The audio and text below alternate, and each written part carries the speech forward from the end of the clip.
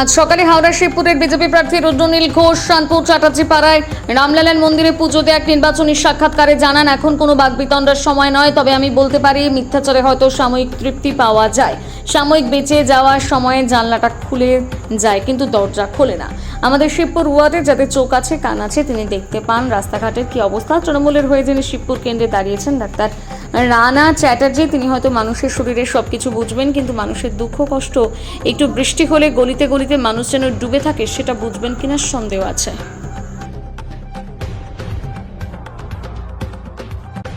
বেহাল অবস্থা পড়ে রয়েছে, কিন্তু এদিকে শিবপুরের বিধানসভায় যিনি প্রার্থী হয়েছেন এবারে ডক্টর রানা চ্যাটার্জি, ওই মানুষকে এগিয়ে আসতে হবে, সেক্ষেত্রে কী বলবেন? দেখুন, এখন তো কোনো বিবাদ বিতর্কের সময় নয়, বিশেষ করে যে জায়গায় আমি বসে রয়েছি, শঙ্করাচার্যের নাম যে ভূমিতে প্রতীত হয়ে রয়েছে, যার সুগন্ধ চারিদিকে বিদ্যমান, আমি এটাই বলতে পারি যে মিথ্যাচারে হয়তো সাময়িক তৃপ্তি পাওয়া যায়, সাময়িক বেঁচে যাওয়ার সুযোগের জানলাটা খুলে যায়, কিন্তু দরজা খোলে না। আমি বলছি না, আমাদের হাওড়ার, বিশেষ করে আমি যদি বলি শিবপুরের প্রতিটি ওয়ার্ডের যার চোখ আছে কান আছে, যিনি দেখতে পান তিনি দেখবেন যে রাস্তাঘাটের কি অবস্থা। সামান্য বৃষ্টি হলে মানুষের জীবন জলমগ্ন, থই থই, জল নিকাশি ব্যবস্থা নেই। রানাবাবু হয়তো শরীরের অলিগলি, রক্ত, নাড়ি, যকৃৎ সেগুলো হয়তো ভালো চেনেন, কিন্তু আমার মনে হয় যে শিবপুরের পথঘাটের অলিগলি তার একটু চেনা বাকি আছে। তিনি ভালো মানুষ, জানি না তার চেনার সময় তিনি পাবেন কিনা। যে যন্ত্রণায় প্রত্যেকটি ওয়ার্ডের মানুষ রয়েছেন, পাঁক, ড্রেনের জল ঢুকে যাওয়া, ভ্যাট পরিষ্কার না হওয়া, সেগুলো কি একটু?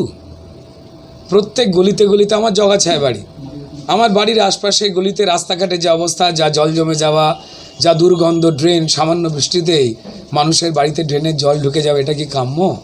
এটা কি একটু? আমার মনে হয় যে যেটাকে তিনি একটু বলছেন, তিনি যদি আর একটু নজর দেন, তিনি দেখবেন এটাই অনেকটু, এটাই বলবার। দেখুন, আমরা জানি যে এখানে ছোট বড় মাঝারি, ভারতবর্ষের শেফিল্ড বলা হতো। ভারতবর্ষের যে অর্থনীতি তার প্রায় 30% আমাদের এই বাংলা থেকে যেত, এবং বাংলার মধ্যে সবথেকে বড় সহযোগিতা বাড়িয়ে দিত এই শিবপুর, হাওড়া, এই পুরো শিল্পাঞ্চল, যেখানে এমএসএমইর শিল্প এসে দাঁড়িয়েছে, মাঝারি বা ছোট সাইজের। প্রত্যেক অলিগলিতে এখানে কারখানার শব্দ শুনতে পাওয়া যায়। আমাদের এখানের ছেলেপুলেরা, লোকজনদের হাতে সারাক্ষণ পরিশ্রমের কালি লেগে থাকে, যে কালি তারা নিজেরা মাখেন অর্থনীতিকে চাঙ্গা করতে, আলোকিত করতে। আবার তারা কালি ধুয়ে ফেলে আবার পরিশ্রমের থেকে সংসারে বেরিয়ে যান, এমনটাই ছিল। কিন্তু এই যে রাস্তাঘাটের যে অপরিকল্পিত রূপ ক্রমাগত হয়েছে, এ আজকের নয়। কেউ যদি বলেন যে 15 বছরের সমস্যা, আমি বলবো তা নয়। তার আগের বছরগুলোর সমস্যা, বিগত 15 বছরে এটাকে যদি আমরা নজরদারি করতাম, যাদের দায়িত্ব ছিল তারা যদি করতেন, তো তাহলে রোজগার বাড়ত। যেখানে জল জমে থাকে সেখানে না মানুষ থাকতে পারেন, সুস্থ থাকতে পারেন, না সেখানে কলকারখানার গাড়ি ঘোড়া বেরোতে পারে, বা শ্রমিকেরা কাজে আসতে পারে। এই করে করেই তো অর্থনীতি ঢুকেছে। আমাদের এখানে 10-15 হাজার টাকা যদি কেউ রোজগার করতে পারেন আজকে বাংলায়, তিনি মনে করেন বেঁচে গেছি। এমনটা কেন হবে? কেন আমাদের ছেলেমেয়েরা পরিযায়ী শ্রমিক হয়ে বা পরিযায়ী চাকুরিজীবী হয়ে অন্য জায়গায় চলে যাবে? আমাদের তো সব আছে। আমার মনে হয় যে মন মানসিকতার জায়গায় একটু স্বচ্ছভাবে যদি একটু সুন্দর করে সবার জন্য সাজিয়ে দেওয়ার যদি একটু ভাবনা চিন্তা মাথার মধ্যে আসে, তো তাহলে অবশ্যই এই যন্ত্রণা থেকে আমরা বেরোতে পারবো। দোষারোপে লাভ নেই। কাদের অপরিকল্পনায় এটা হয়েছে, কাদের পরিকল্পিত চক্রান্তে এগুলো হয়েছে, তারা বড় বেশি করে ব্যক্তি লোভে জড়িয়ে গিয়েছিলেন।